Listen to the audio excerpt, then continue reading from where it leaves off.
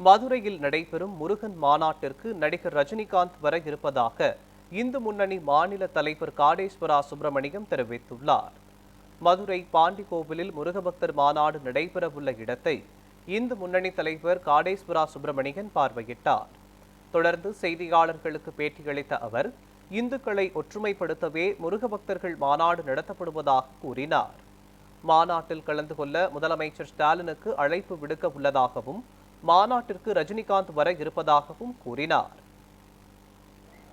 இந்த நாட்டை, தமிழ்நாட்டை வளமாகவும் வல்லரசாகவும் உருவாக்குவதற்கு இந்த மாநாடு பயன்படும் என்று இந்த மாநாடானது நடத்தப்படுகின்றது.